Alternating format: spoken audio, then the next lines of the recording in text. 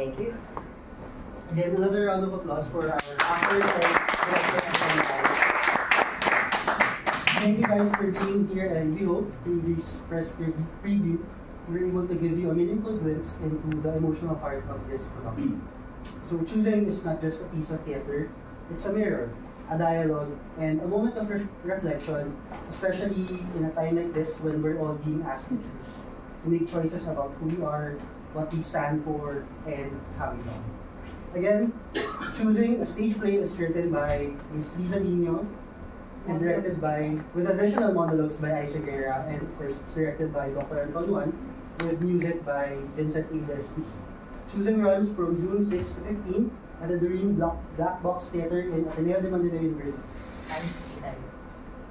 Our show schedule on Fridays is 7 p.m. and then on Saturdays and Sundays we have shows at 2 p.m. and 7 p.m. So tickets are available at Ticket to Me. So ayun, let's move on to the Q&A with our actors and directors. Thank you very much. Photo na po natin. Wait lang, Pwede kami naman tubig. Like a reimagining, because when you look at the perspective of the play from Act 3, looking back, so I'm not looking at it from left to right, I'm looking at it in perspective. Did you notice that there were lots of silences this time? And I dare do that. It's a very dangerous concept of time, where actually, because the play is built into narratives, the way we created it was I asked 40 questions, asked them to ask 40 questions of themselves, and those 40 questions are like moments in their lives, right? So it's non-temporal.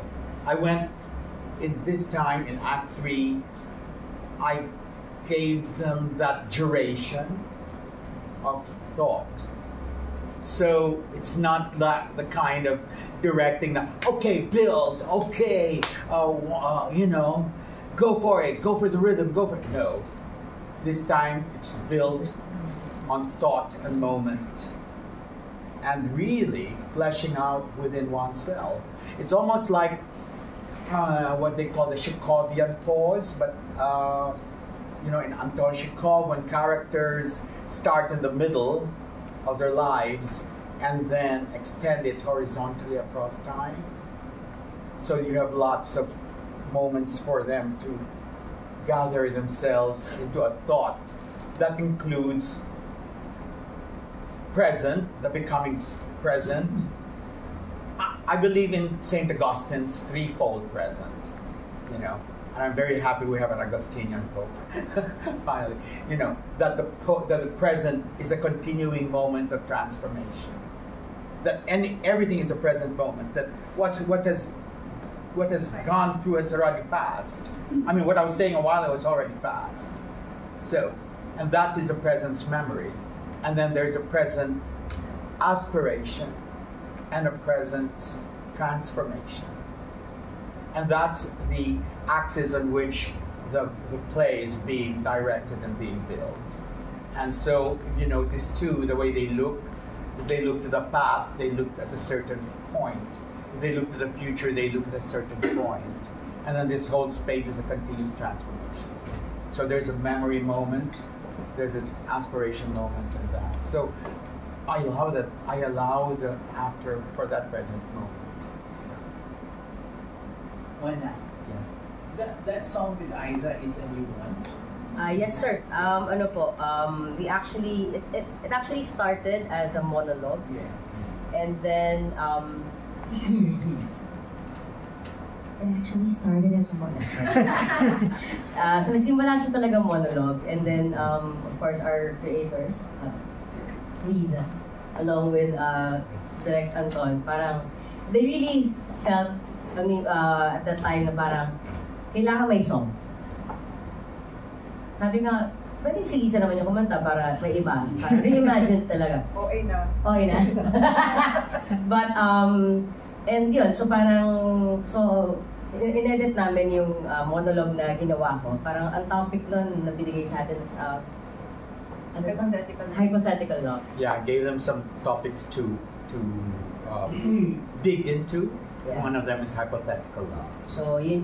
So, nagsimula siyang monologue and then in-edit namin into a song. So, I co-wrote the song with our musical director here, Vince De Jesus. And Trisha Denise. It's coming out. Yes, and para naman masaya din, bukod dito sa choosing na play, you'll also hear it when I release my next album. It's part of that. Anong time? Lost in Time. Yes. Ano question?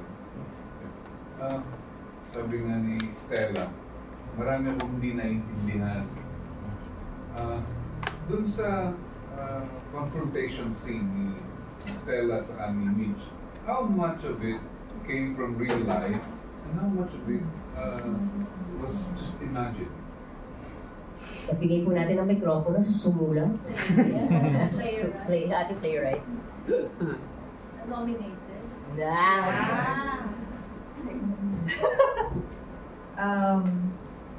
The porn part was true. Hindi lang natin alam kung sino talaga dun sa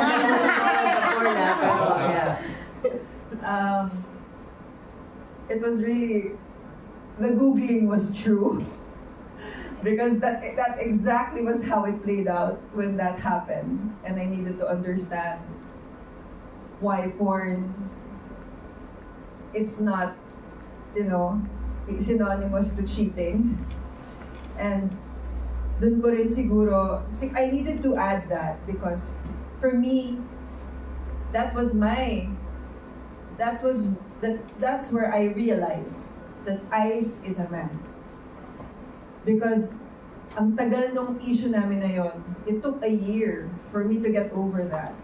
Because I felt like I was really cheated on.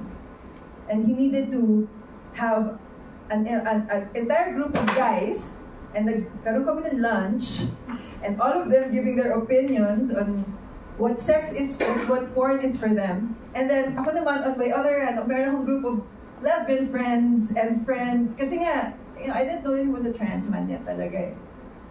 And then, the way they talk about it, parang wala lang, nanood lang sila ng teleserye. Yung ganun So, that needed to, I needed to understand that in a way that relates to who Ice is as a person, ano yung psyche niya, ano yung, why does he respond to this, and hindi niya maintindihan where I'm coming from. Talagang para kami ganon. For the first time, Ice and I understand each other in so many ways, except for that. And talagang dumating yung point na I have to watch porn just to understand. Just to understand. For research. Yun, but there are also a lot that were shared with us. We have a support group before. It's called Zaza One Love, and sharing to nung kanilang discoveries, yung mga reflections nila on how they realize that they are trans, ano yung mga pinagdadaanan nila, the dysphoria. Can I add something there? Actually, ang maganda rin kasi is, since parang kilala kami as an LGBT couple, as a trans couple, ever since parang we came out as a couple, parang ang daming mga messages din na nakukuha natin from random people sa Instagram, sa Facebook, or minsan si Liza, like, I don't know ano meron kay Liza, but yung mga taong tumatabi sa kanya, na kahit, alam mo yan, very random, biglang mag-open up sa kanila ng mga talambuhay. Mag-open up sa kanya ng talambuhay. As in talagang magkikwento about their kid, na who's transitioning, etc. So, ang saya lang kasi parang...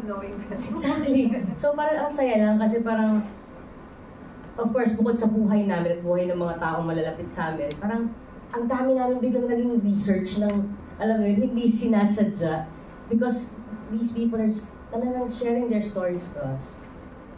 Siguro I want to share something that I just experienced recently because there's a huge part of this play that I nire-write ko siya. Kasi nga, wina-workshop ko siya with other people, tinatanong ko yung feedback nila. May mga repetitions na nangyari sa third act and I needed to understand, like, what message do I send in that third act? And because Eyes and I are, we're still going through the discussion about Huh? transitioning. Talaga ba? Huh? Talaga ba? Parang medyo matagal na nating hindi na pagdadaanan po. Ano? It's not like an ongoing discussion. Parang we're cool. We're happy with where we are. Yes, we are. Yun yung imagine part. Okay. Yung letting go. Diba? Wala kaming ganong discussion. Promise? But the thing is, Promise ka na? ano ba talaga? Ano ba? Promise lang. Kita ko na. So, pareho kami confused dun sa part na yon. Kasi nga, in his mind, okay na kami. I made the decision, I'm gonna wait. Diba? And ako, but every time it comes up, every time there's an opportunity that, nakapanood kami ng isang pelikula na nag-transition ng malayang-malaya at well-supported siya, syempre bumabalik sa'yo yun, asan ako doon? Bakit hindi ko siya mabigyan ng support? And hindi nawawala yung takot na yan. So, it's just amazing that siguro blessing in disguise day that I ended up writing it because I was able to pour into this play the questions that I never dare ask Eyes. Like recently, I had this, bakit ba ako natatakot? And the fear was really, hindi ko siya ma-concretize, but finally there's this one line of Stella that really sums up what she feels and why she is afraid. Because she's afraid that once he goes through that transition, and that transition is medical, hindi natin yun mako-control. Hormones yun, it's behavioral, there are a lot of interventions, transformation na nangyayari sa lalaki na sa pagta-transition mo na, hindi mo naman yun, I've researched about it so much that there are those people na talaga na, hindi mo masasabi.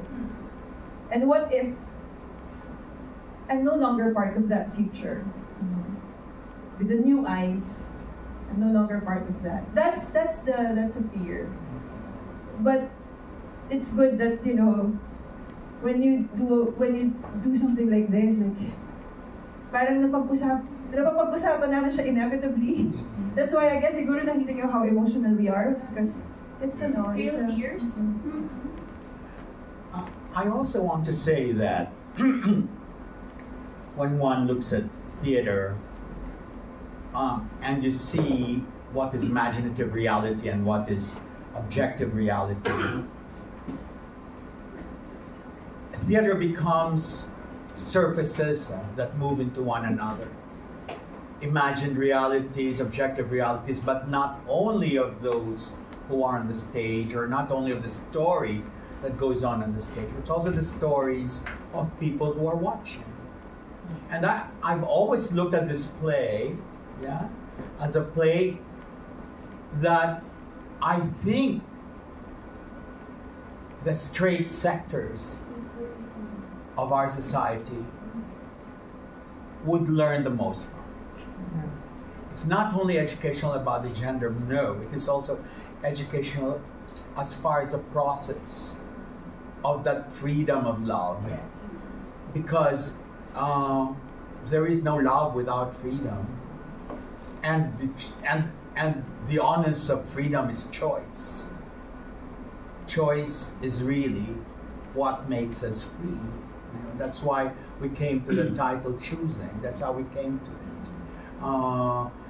Because it's really the choice of love over gender, that comes out eventually in the play. And I think it relates to all kinds of. In the world now, there are so many genders, there's so many pronouns, and it's like what Reader's Digest said. There's a continuing Reader's Digest, by the way. It's not just a Reader's Digest. Yes, there is a Reader's Digest. Very Stella in 2000. And they said that there are 263 pronouns. Wow. And Sir mentioned about objectification. So I just wanna, because I was looking at it from the lens of Mitch and Stella. Yes, of course, may Eyes and Liza. Pero because it was Mitch and Stella, even pag nag-usap kami ni Ice, sinasabi ko sa kanya, like, for example, sa totoong buhay, a big thing about us is the voice. Right? The voice. Pero photographer dito si Mitch. So, dapat hindi issue yung voice. So, if that's not a factor, then what is? Kasi kami ni Ice nagsastop sa voice eh. Diba? My God, that's really gonna change the fans, the you know, it's such a huge change. But, ito, hindi niya kailangan, walang pakialam yung mga tao kung bago yung boses. It's really an internal thing. And I guess that's why we had more freedom to explore. What would these two people, you know, go through, given the situation that they're in? Yes. Hi, and Lisa. So, what is it that you hope to relay to the public with the stage play choosing? Ano gusto nyo relay sa public?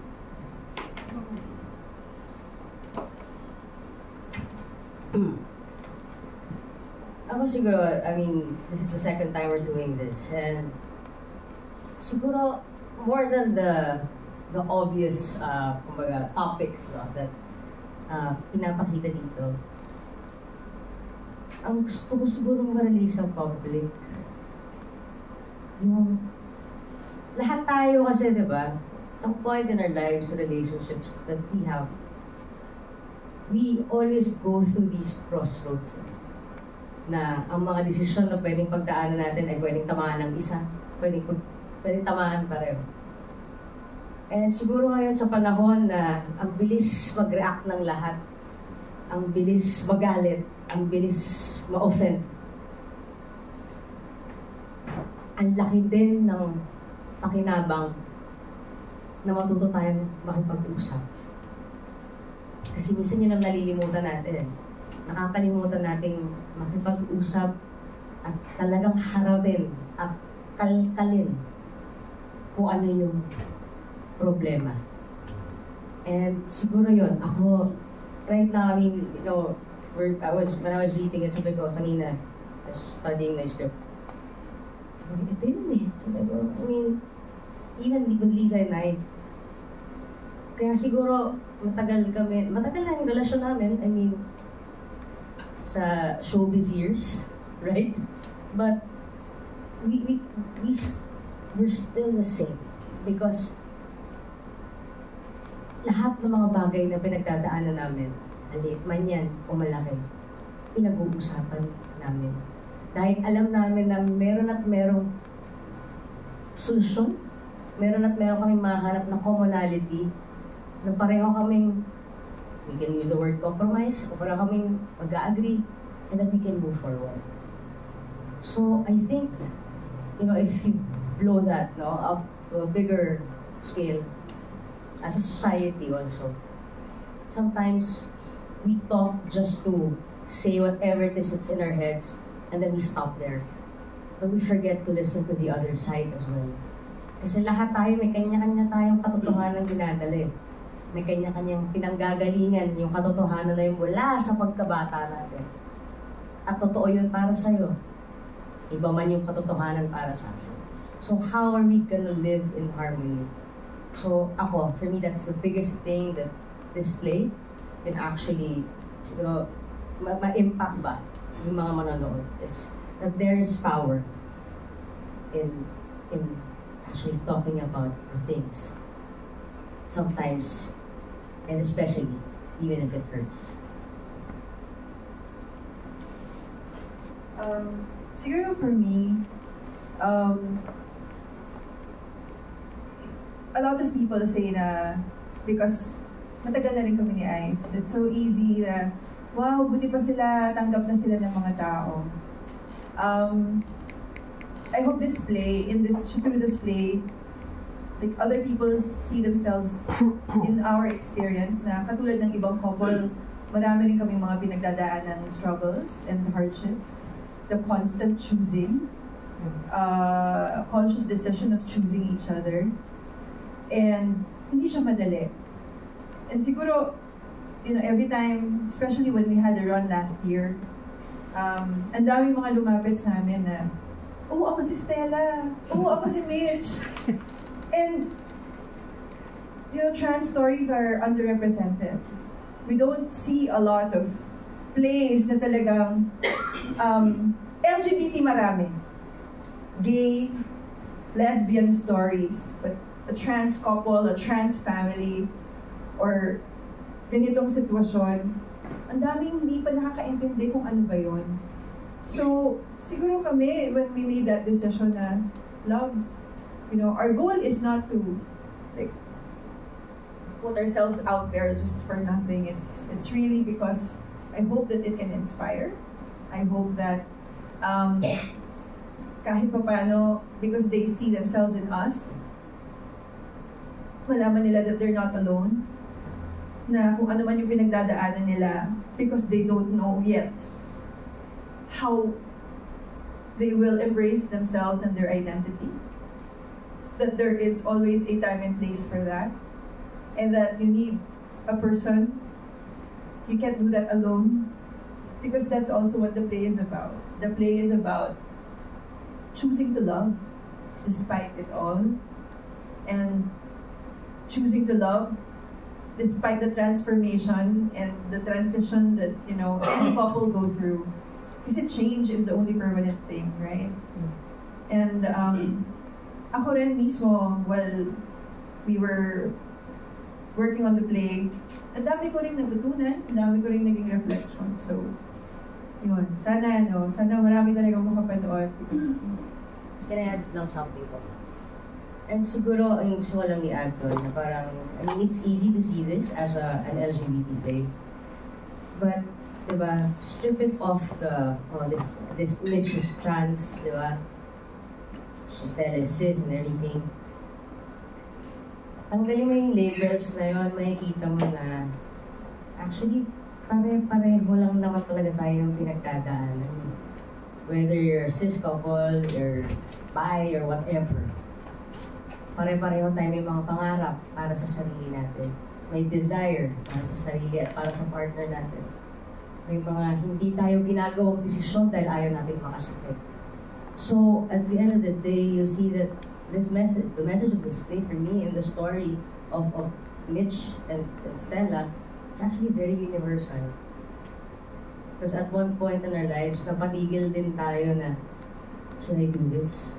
If I choose myself, or whatever dream it is that you may have, will it hurt the other person that I am with? So, yun ang context.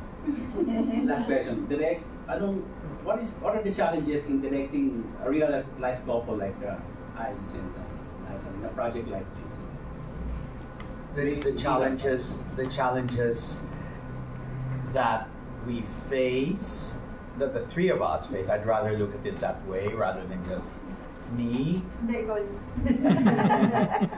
was fleshing out the truth. Yeah, and facing it.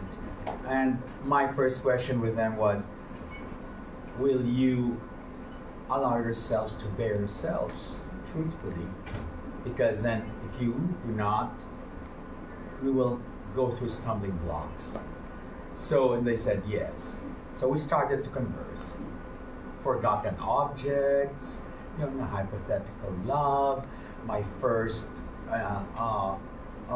concept of genitals, my first encounter with the pleasure of genitals, my first conflicts with people regarding my concept of what I am, whether I am man, woman, or goat. Marami pa nasa play na hindi pa napapanood. My abuse. Yeah. Very important. Sexual abuse. Many things that are common,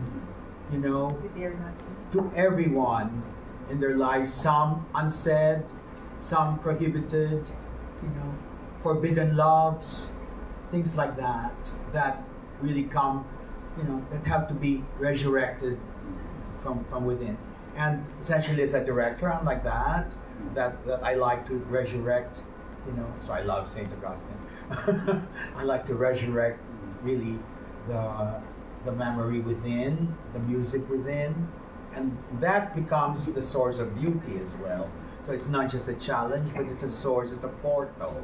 It's like a door. And I always think of an actor as a door. That's why my workshops are always the actor as portal. Because the door becomes vaster, bigger and bigger. You know, it's not just entering a door, but you yourself as an actor become a door. But then again, we must be careful what doors to open and what doors to close. Thank you. Yes.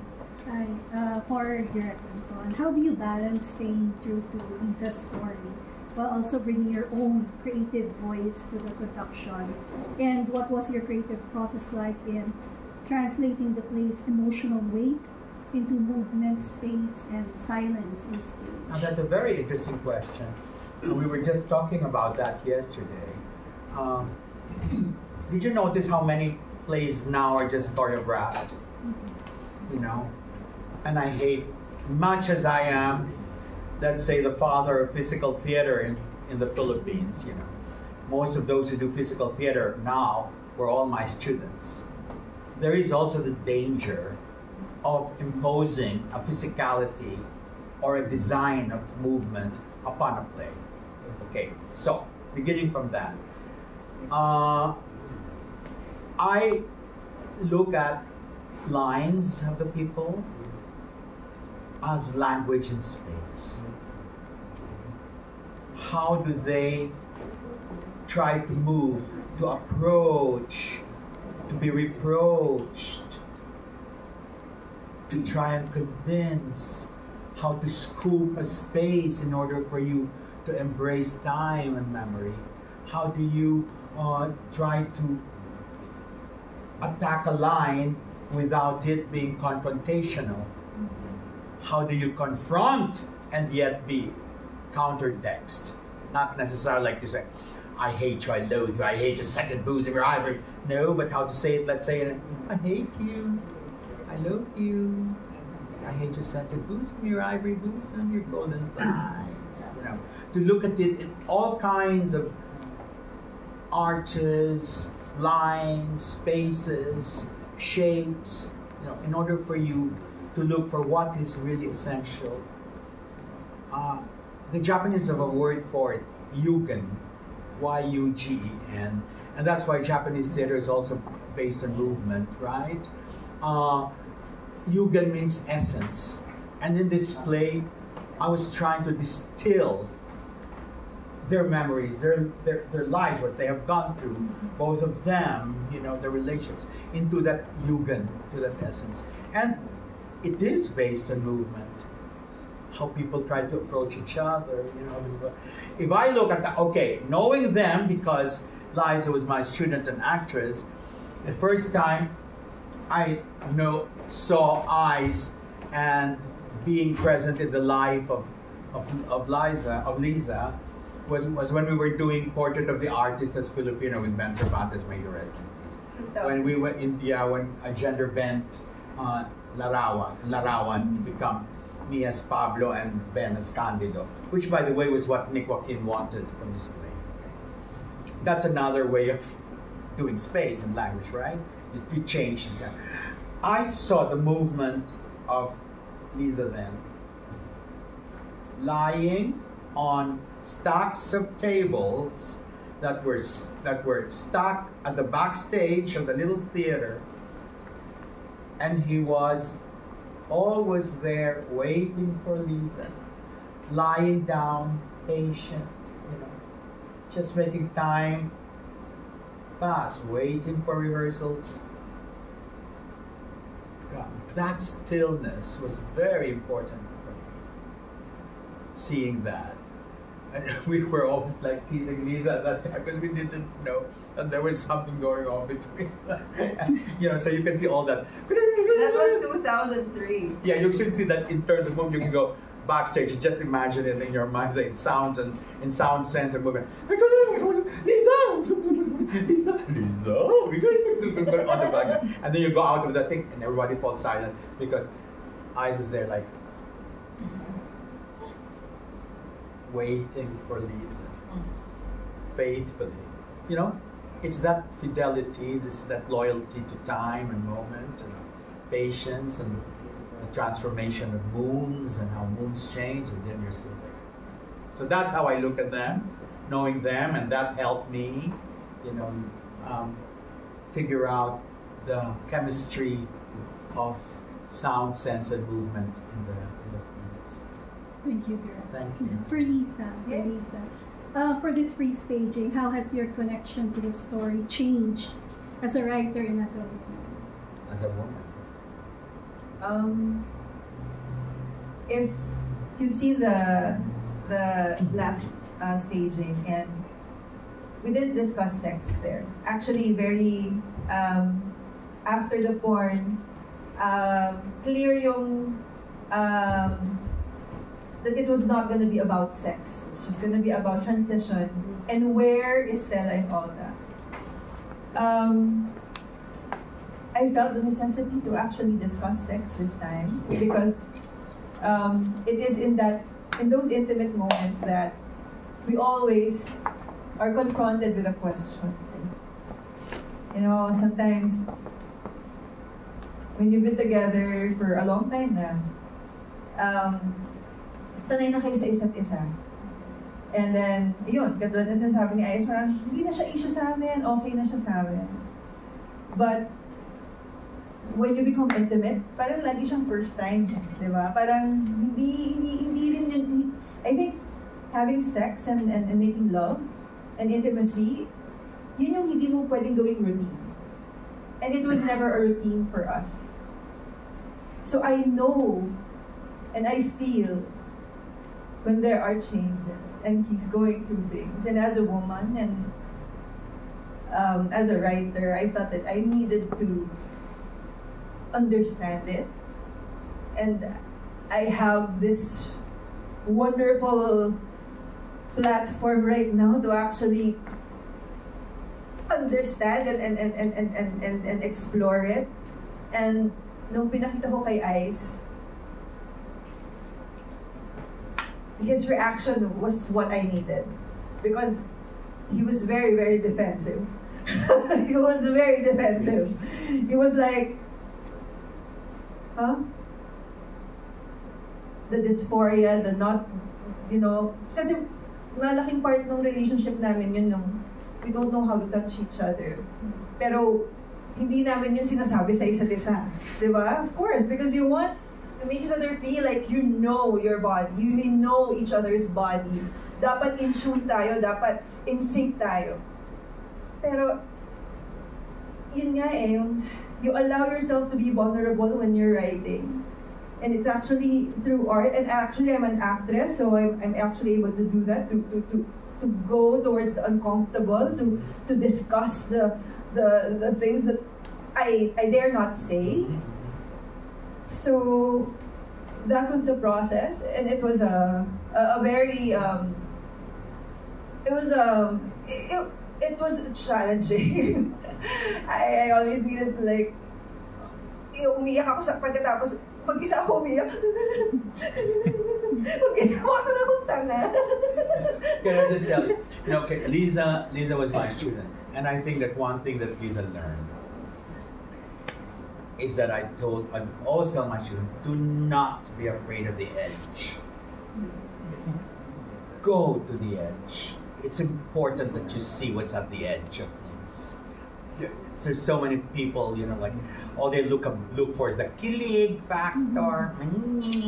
What is nice, what's No, one has to go to the edge. And in that way, people can get scared of you as an artist and can even have, oh my God, I don't want it like that. That's a certain kind of fear, even from some actors, that I may push them to an edge. And yes, I have pushed actors to edges for them to see what is beyond it. To the edge that almost, if they do that, if they go to the edge, that's what they call it, the dangerous point. And when the dangerous point is realized by the actor, then he realizes or she realizes that sense of vulnerability. Yeah. That's very crucial to to an actor. Nowadays, there's so many, because of correct politics and what do you call that? Political correctness and things like that. And even now, oh my God, you even need intimacy directors. I don't need an intimacy director with these two actors who are honest and We very. direct ourselves. I don't need that. But my God, I have been through an experience where I find that people think that intimacy, like I have another play called Tuko Tuko. It's now being done in Japan and Korea. It's the one that won the Onassis Award. I directed it in the States recently. And you know how Americans are. When two actors are there and there's a kissing scene between the Japanese and the Filipino actor in the play. And then they kiss. But before they kiss, they have to go through an intimacy rehearsal. And it took one whole 30 minutes, 3 hours for them, plus 30 minutes of discussion and etc. After that, I looked at what they did. For the first time in my life, I wasn't directing my play. An intimacy director was directing somebody how to kiss, And I looked at it, there was absolutely no edge, no passion, no nothing to it. So what I did was, okay, we are not going to kiss. What, sir? Yeah, no. Separate. You stay there, you stay there. You kiss him from here, and you kiss him from there. What's that? Disembodied spaces. Why? Where do you think the kiss exists? In the lips? Does a kiss exist in the space of the lips only? No. So they go from one there and then here, and the other goes this way, and the other goes that way. So you don't really need that physical thing that people think so literally about. So then what happens to the meanings of a kiss? It becomes really very metaphorical in space, So it really becomes your own, you make the meaning. It is not imposed on you. So that's what I'm saying, that now in our society, here now, especially in the theater, in populist theater especially, you do a play because that's what the audience is clamoring for. When we did this play, we were so scared. Who will watch? We are still.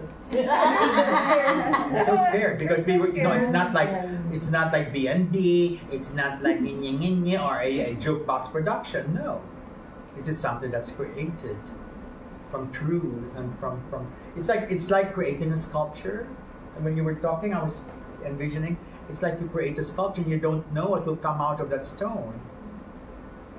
You're just trying to free the human being from that stone. By the way, to go back to a former question, I had a relationship with I don't know if it was trans man, but lesbian, with a butch when I was in college. And yeah, you know that, right? Like, I would go to Carbon cause lesbian bar. Well, all wala bang reason? Napitin ako sa mga, I don't know why. Kaya lumalayo ako. I'm on the edge. Yeah, so, I'm very, I don't know why that kind of I have a certain kind of feeling for butch guys, for butch lesbians. Yeah. I want to share, siguro din yung last part lang na, iihi daw siya. One of the things that I took out in the third act of the play is the issue of Stella, the trauma that she experienced. Because the preceding acts, Act 1 and 2, was also about her own sexual trauma with men. And I didn't want, and I received feedback kasi na, so si Stella ba, kaya siya, that's why she chose to be with Mitch, is because na-trauma siya sa mga naging lalaki sa buhay niya. Kasi may mga ganong experiences, si Stella. And I never wanted that to be the message. So I really had to revisit the text and eliminate and allow what is really the message of Act 3. It's about it's about Mitch and how Stella confronts these questions, this decision to transition, this embracing of Mitch that now he really wants to be a man. To be whole is what. To be whole. So, nasan si Stella doon? So, tinanggal ko yung mga eksena, yung mga lines na it's about me, you know, men were manipulative. I had, while it's true, it's not part of where we are, kung ano yung space na meron kami ni Mitch. So, yun, I just allowed the conversations between Mitch and Stella to lead to where it's supposed to, and not impose. Minsan may ganun pala talaga, yung parang as a writer, parang, hindi, may issue din ako eh. Hindi, dapat i-recognize dito na merong, kaya may reservation si Stella about these things is because blah, blah, blah, blah, blah, blah, blah. But, hindi eh. You know, you have to, you cannot impose, you just have to allow your characters to go and you follow them. And that was really the process. Thanks.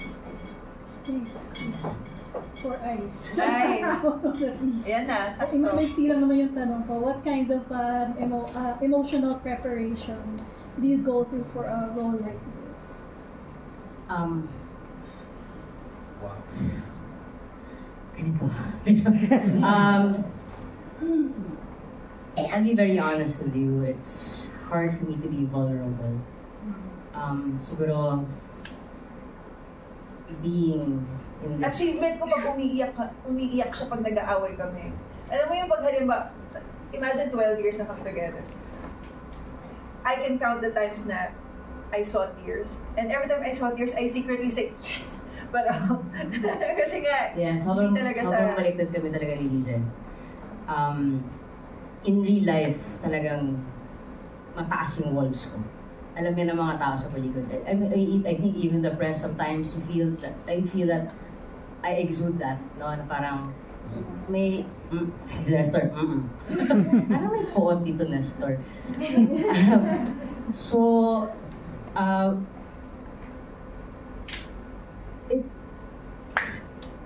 can't say it really takes a lot, pero siguro that's why I feel like the stage is my safe place. It's my safe space. Kasi para sa akin, ang entablado, whether it be I'm singing or I'm acting, people cannot question why I am feeling this way. I don't have to explain. Diba in real life, why are you crying? Why are you feeling? Diba? We get asked na lang, diba? Ba't mo nararamdaman tong certain thing na to? And ayokong tinatanong ako ng ganyan eh. Doon ako nagkaklampa. So pag nasa stage ako, doon ko nararamdaman malaya akong makaramdam ng kahit ano na walang mag-judge sa akin, na walang magtatanong sa akin. So, mahirap siya, pero hindi. I don't know if klaro ba yun? But ang laging prayer ko lang, every time I go up on stage, I always pray. I pray for openness. That my walls don't close up, and that I'll be able to feel the energy that my co-actor is giving me. And siguro, I mean, it's been a while since, you know, I've acted. The last time was last Tuesday. But blessed din ako that I have an amazing co-actress. I mean, I'm not saying this because she's my wife, but it's, at least sa mga past ko, it's very rare to find an actor who's so giving. Yung, kasi di ba marami sa mga artista minsan parang very conscious about how they look. Alam mo yun? Basta conscious sa galaw, conscious sa ganito. And ako, ano ko eh, pagdating sa ganyan, very observant ako. Ang dali kong sumara. But siya talagang, kasi hotang tumutulo na yung uhog niya. But, andun siya sa moment parate. And ako, I don't actually have to do much, but just receive and hit that energy back with pwedeng softer, pwedeng bigger. And ang sarap because, you know, since it's just the two of us here, no play is the same. Para sa akin kasi minsan ibang energy yung ganito, ibibigay niya sa akin na mas mataas. Minsan magugulat na lang ako, mas mababa niya sa akin ibibigay. So ako ngayon kailangan parang kami nagpipingpong. Yeah. Ang sarap. So I really want to thank you for, just being so open and so generous. Kasi this is not an easy play. It's really not. Kagaya nga na sinabi ni Sir Anton kanina, you have to have a lot of truth and you have to be very vulnerable for you to make it work. But it's not hard when I'm acting with you. Same. Me? Was it an advantage or disadvantage that, in a way, you're also getting your personal stories involved in the actual story of this play? Is there something that you think you should have just hidden in a closet or not get that out in the open so that it would remain like a piece rather than your personal stories? Siguro yung nagkaroon na ng objectification kasi si Mitch at Stella siya. It allowed us to find a balance between distancing ourselves from the characters. So the experience of the characters, while it is inspired by our lived experience, also has new discoveries na pinagdadaanan nilang dalawa. Kasi yun, maraming mga factors na pinagdadaanan nila na wala sa amin ni Ice. Siguro mo 50% of the play is us, but a lot of the scenes and a lot of the elements in the play are also fictionalized. So siguro yun yung hinanap namin na they need to see rawness because we can never we cannot have it any other way than just be true to the text and to what the message of the play is about and what our director is always telling us. Play for truth. Because kung hindi kayo mag-play for truth, hindi mag-work tong play na to. But at the same time, as a writer, yung distance mo na, lagay ko kaya itong sitwasyon na to, tignan ko kung anong sasabihin ni Mitch dito. And ang nilalagay ko doon, yung mga what-if moments ko na hindi namin pinag-uusapan. Letting go, for example. We never talk about that. We will always stay. Hindi siya malaking issue, yung I choose to stay. Wala kaming ganon because I know that it's gonna be us forever. But marami akong tanong. Kumbaga, hindi nawawala yung fears kahit na sigurado. Like, isang araw lang, meron siyang confession sa akin about what happened during the writing. Meron kami, the rehearsal, basta nagulat ako na lang sa kanya na sinasabi niya na natatakot siya na baka maging totoo na baka yung nandun sa play is ano talaga yung nararamdaman ko that I'm no longer gonna be part, that I will choose to leave if magbago talaga ang lahat. Can I share something? Okay, when she was writing the script nandun na siya sa Act 3. May nasulat na siya noon, and then parang sabi niya, I don't think this is working. Sabi niya gano'n. So, ginawa namin, sabi siya, upuan natin. You do your Stella, I'll answer you as Mitch. Okay? So, nasa bahay kami. As in, so, di nagsasagutan kami. Nagkaaway kami sa computer. Habang sinagawa niya yung line si Stella, sinasagot ko as Mitch. Nagpapasahan kami ng laptop. Tapos, sabi ko, sandali lang sabi ko, dito to sabi ko, dito, pauuwing away Kasi pagpunta sa akin ng laptop, tapos bababasa ko yung sagot niya. Talaga? Yan yung sagot mo dyan? Sabi ko, sandali! Sabi ko, nagsusulat tayo eh! Hindi mo totoo to! Ayun, so yeah. Sabi ko, ito pala ng mga iniisip niya. So yeah, maraming fictional din. Na pinag-aawayan namin in real life. Ayun. Kaya Yeah, na that's parang... a very interesting premise. Yung ganun, yung Process. process, because parang yung sa Pirandello, art and life becomes art and art becomes life. Sometimes you don't see the lines anymore. Parang ganon, yung ganon. Pero it's still as a play. It's not, not as life itself. What we're excited about is like to see another couple. Actually, we were just talking about that. Another couple, Performing. the play. No actors. Seeing it from their lens, diba? Seeing it from their perspective. Pero kami, siguro, we embrace it. We embrace that this is really inspired by our lived experiences. And ako, ang lagi kong nasa utak is, it's not easy to share a piece of ourselves to people. Yeah. Especially kung, ang talagang nakikita nila sa amin is like, we're so perfect, hindi sila nag-aaway, we post, sweet nothings on social media. But behind closed doors, there's so many crossroads and mga... I must say, ang tapang. Thank you, sir. So hindi kayo naging afraid Lovely word. whatsoever because of course yun nga yung parang nabublur na yung lines of reality and not fiction. Parang you get yourselves involved because almost half the story is your story. Yeah, we And do. then, It's scary because I think it's something that I just really embrace. Kasi, sabi ko nga kay Lisa, kasi every time, so si Lisa, final na yan. Hindi pa naman talaga, no? Final dot. Ang dami niyang final na to, final na talaga. Final na to, promise. Nangangako. Mga files. So every time like we read, may mga changes. What do you think? Lagi yan, what do you think? Ano? Sabi ko sa kanya, hindi kasi ako kagaya nilang dalawa na madaldal.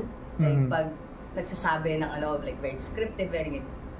Sabi ko sa kanya, na-apektuhan na. Sabi ko. And for me, that's big. Kasi, like what I said kanina, I seldom get affected by things. So, and I embrace that. Na parang for me, it's really important then na ma-embrace natin na it's our story, di ba? One of the stories, but the chunk of it is ours. And, I've been challenged. I forgot to tell you this. After our last performance over there, a gay couple came to me and said, do you think that can be played by two gays?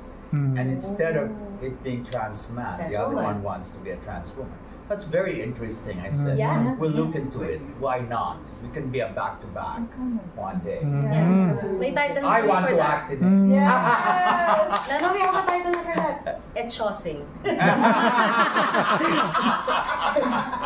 Etchosing. Parang ang daming pwedeng gawin just with the premise. But I love the word matapang. Thank you so much for that word. But if you notice, it's matapang na quiet. Yeah. Because nowadays, why is the Filipino now so afraid of self-criticism and criticism, to the point of being matapang even with oneself? We're so afraid of that. Theater, I'm so scared that theater has become like just entertainment, Why can't we be entertained by the mind and the thought, of things, by courage, self-criticism and criticism? We're forgetting that, and fleshing out things, like what you said, how to flesh out things. We're afraid of it. We like short scenes. Okay, good. Yeah, thumbs up. Actually, I just realized na parang mas actually naging therapy siya sa akin. It was therapeutic because sometimes, of course, magkaiba kami ng personality. He will not confront these questions. Mm-hmm. And I found a platform for him to actually confront them. So whenever I share with him na, okay, I just, okay, marami akong pinagdaanan dito, kaya wag mong i-judge siya. Pero, you know, so I'm alone, I feel so, pero pag pinakita ko sa kanya and I see that he's affected, alam kong I'm able to put into words the things that he will dare not say to me. Like yun, like that whole scene about letting go, we have never touched that topic because alam namin na baka pag yun yung pinag-usapan namin, may mga fears din siya nalalabas, may mga fears ako nalalabas na bakit ako sobrang hesitant for him to go through the medical transitions. Yun, so it's actually baliktad eh, para personally. Pero, you know, like with any art, once it's out there, of course, people are going to have their own opinions about it. They will have their own experience, whether they love it or they don't like it. I mean, it's up to them. Siguro kami, napag-usapan lang talaga namin na we're making this decision because we know that if we're able to touch, you know, one person or mga taong nakaka-relate sa pinagdadaanan namin, then we've achieved the goal of the play. Yeah. Is there, like, I'm curious, have you researched on what doctors say about it, the effects on the human being, on the person who's go through that? Because I have a very bad experience with a friend in America, two of them, who died at the same time because they went through transitioning to become women, and they took the same things, you know, the same pills, the same and they died 1 month, you know, 1 month away, of each other. I mean, almost at the same time. So, nag-self-medicate lang sila? No, they went through the whole process. They went like that, and then it affected their kidneys. The same thing, kidney and liver. You know, the medicines that they were taking. It was horrible. It was a horrible thing, you know, because people were judging them kasi ganyan. Pero that's what they wanted to be, and at the same time, you know, they died for it. I mean, have you researched on the effects? Yes. So in terms of psychologically, you know, transitioning is and I don't mean selfish here in a negative way. It's a selfish decision. The person who is transitioning needs to be selfish because once na inisip na niya yung ibang tao, maaapektuhan yung decision niya. So, as the partner and as the supporter, you really need an entire shift of mindset to be the supporter because that's many years of you allowing this person to think about himself and himself only. But it's also you and yeah, your fears. Exactly. So yun yung magpagdadaanan ng supporters, and normally and of course sa nabasa ko, kaya siguro marami akong fears kaya it's so in the play, is that sometimes hindi naiisip na yung mga supporters, you know, they're also going through their own emotional journey. Na they feel na hindi nila pwedeng sabihin na paano naman ako kasi nga dapat siya muna. And imagine how many years of that na you are there to show support and not show this person that they're also that sensitive eh. Once na makita na nila na ayoko nito, mag-iiba yung nila eh, yung disposition nila about the decision. And imagine it took so long for them to actually make that decision, and after they made that decision, what they need talaga is a support system that will just all be embracing of the journey. But of course, marami doon physical, maraming behavioral, sexual changes, and normally kaya nag-end up naghihiwalay yung mga couples na yon, it's not because they don't love each other. It's not really because of the love. It's because the changes, syempre they also have to think about themselves and yung individual transformations din nila na nagka-clash doon sa journey na tinitake nila together. So yes, it is a very complex decision, and hence, you know, the emotions and the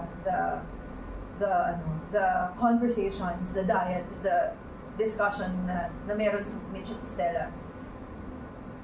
you know, because na-open up yung decision na yun. Paano nila pagdadaanan yan together. Parang kailangan ng alak nitong question. Correct. One last question. Okay. Last question. Since last year, this was last year. Yes po. Proscenium yung staging kasi. So, we're going to be in Ateneo. Is it a theater in a round or what kind of staging are you looking at? Semi-thrust. Semi-thrust. Yeah, but we are intending to put the audience on a raised